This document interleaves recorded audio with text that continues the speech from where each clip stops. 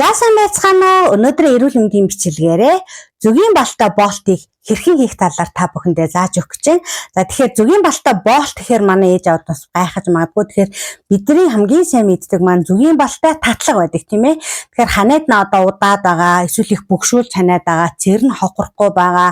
За цэртэй ингээ ханаа идэх байгаа хүүхдүүдэд зориулаад бид нар одоо зүгийн балтай татлага хийдэг болвол одоо энэ арга маань яг зүгийн балтай татлагатай адилхан үр дүн өгдөг. А гэхдээ хийхэд бол ээж аваад маань илүү амархан.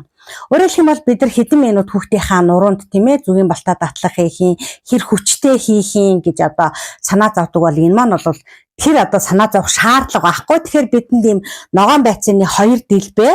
За тэгээ буцалсан халуун ус зүгийн бал байхад л болчих юм байгаа.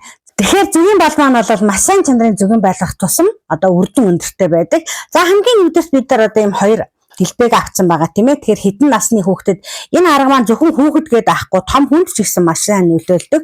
Сүнжин бөгшүүц ханаагаад унтаж чадахгүй сэрүүлзээд байгаа тийм ээ. За тийм хүүхдүүдэд бол яах юм бол тавьж өгөх юм бол энэ үнэхээр үр дүнтэй байдаг. За тэгэхээр та нартаа зааж байгаа аливаа нэгэн эрүүл мэндийн зөвлөгөөнүүдийг бол бүгд одоо би өөр дээрээ турсан одоо мэдсэн үр дүнг нь үтсэн одоо ийм аргуудаа зааж өгдөг байгаа шүү. За тэгээд ингээ сайхан саяны яах нь хутгаараа тийм ээ ингээ сайхан одоо ийм бүдүүн хэсгийг аваад ингээ өөлөөд зөөлхөн болгох чинь. Энэ маань яадгүй гэхээр хүүхдийн маань нуруунд дээр яг нухалд өгөхгүй байх нь тийм ээ. За эхний одоо хальс маань бэлэн боллоо. Дэлбээ маань одоо 2 дахь. За тэгэхээр мэдээж энэ маань жоохон хумбар хэсгийг авчвал одоо дэлбэнд дэлгэрхэд эмтэй байдаг.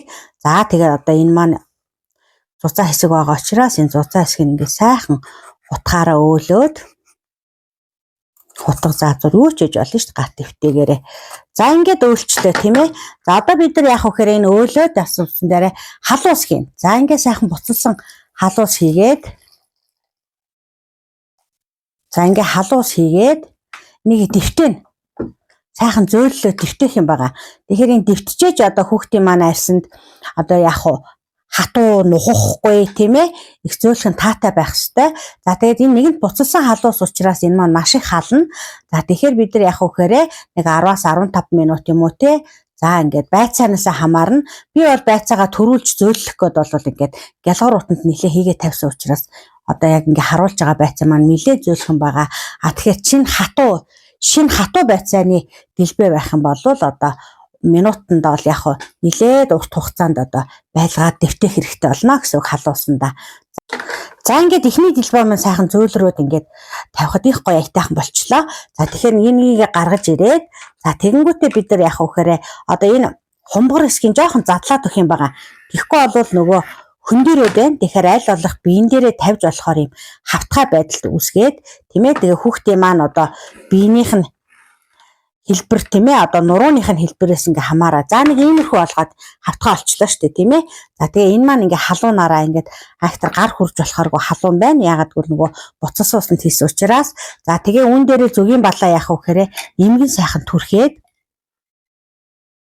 За тэгээ зүгийн балыг бол төмөр халбгаар хутгдгүйг манайхан мэднэтэй аль болох модон халбаг. Тэгээ яг одоогоор модон халбаг байхгүй учраас би бол одоо ийм хявар халбарыг ашиглачлаа. За ингээ сайхан энэ дээрээ тавьж агаад та нартай харуулахаар тавьж өгье. Харуулъя. Ингээ сайхан одоо ингээд битүү сайхан түрхээд өгөх юм байгаа. За ингээд нэмгэн сайхан бүх талтан за энэ маань ингээд намайг ингээд одоо ингээд сайхан тараагаад ингээд зүгийн балаа түрхчих хооронд маань навч маань яах вэ гэхээр бүлээхэн улам одоо яах вэ?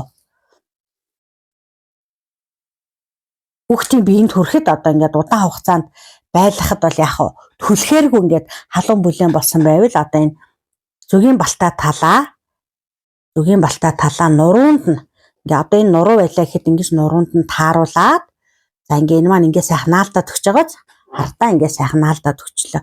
Зээ хүү маань ханиад нийтгч учраас одоо манайханд яг юм жин тавиулчаар ханиадтай өгт алга байна. Тийм учраас одоо өөрхөө гар дээр ингээд сайхан тавиад за ингээд жоохон зүгийн балгоожх нь хамаагүй. За тэгээ яах вэ гэхээр битүү одоо бариу хувц өмсгөн бариу хувцс байхгүй болвол одоо яг цэвэр даав хувцсных нь араас ингээд энийг биенд нь сайхан наалдаж өгөхөр ингээд зөөлхөн яг альчуураар ч юм уу те ямар нэгэн зүйлээр ингээд боогоод за ингээд шинжин биенд нь байлгах юм байгаа. Тэгэхээр энэ маань өөрөө ингээд нөгөө халуун бүлээн учраас хүүхдэд бас маш яг таатай тийм ээ. За тэгээд өглөө босоод ирэхээр ингээд байцаа маань өөрөө бутарсан байдаг. Зүгийн балтай энэ байцаа маань бутраад яг тарцсан тэгээд яг энэ зүгийн бал юм нь бол хүүхдийнхаа биед бол бүрэн шингэсэн байдаг. За тэгээд тэр үед нь яг гэхээр бүгдөө ингээд сайхан үлдэгдлийн сайхан ачиж цэвэрлж аваад за тэгээд гар доор байгаа тийм ээ хүүхдийнхаа арьсан тохирсон. За би голчлон шар тос юм уу сүүлний тас үгүй бол адууны тос зүрхдэг тийм ээ. Тэгэхээр адууны тос бас байж болно. Яагаад үнийг таниад идэх гэж байгаа учраас. За тэгээ сайхан гарынхаа алганд ингэж халуун өгтөл тосоо аваад ингээд энэ ачиж цэвэрсэн газараа ингээд түрхэд өгдөг юм. Тэр нь яадаг гэхээр одоо ингээд шүнжин жин тавиад ингээд энэ нөхнүүд маань онгоцсон байгаа штэ тийм ээ. Тэгэхээр түүнийгээ бол яг ингээд тосож өгснөөрөө энэ нөхсөвийг одоо ингээд битүүлээд яг нь салхи авахаас сэргийлж байгаа гэсэн. За тэгээд хүүхдийнхээ ханиадны байдлаас хамаарат одоо 3-5 хоног ингээд тавихад бол ингээд ханиад үнэхээр одоо юу гэх ингээд унтаж чадахгүй ханиаж исэн хүүхдэд энийг тавингууд нөгөө бүр ингээд зүгээр болчихдөг юм билээ. Үнэхээр гайхамар. Тэгэл ерөөс эхний оройноос эхлээл танд яг үрдүн мэдэгдэх болно. За тэгээд яг гэхээрээ хүүхдээ айл болох одоо усанд оруулахгүй тийм ээ энэ хооронд. За тэгээд өглөө жингээ авсан бол орой тавихын өмнө усанд оруулж болно. Тэгэхээр энэ мэтлэн одоо бид нар гам байрна. За тэгээд хүүтэн одоо дааруулахгүй хөрөхгүй байх юм бол энэ ханиад идэх гээд маш сайн нөлөөлдөг. Маш энгийн одоо айл болгонд байдаг гар доорх материалаар одоо энэ ханиадыг бас идгэж болдог байгаа. Ийм ардын уламжлалт хүмүүсийн одоо ийм үрдүн сайтай аргуудыг бас хэрэглээд үзэх юм бол хэрэгтэй байх болов гэд өнөөдрийн хөвчлөгийг орууллаа. Та бүхэндээ эрүүл мэндийн сайхан нэгүсье баярлалаа. Дараагийн бичлэг хүртэл түр баяртай. Хэрвээ танд бичлэг маань таалагдаад үрдүн гарсан бол комент хэсэгт одоо сэтгэл бишиж үлдээгээрэй. Баярлалаа.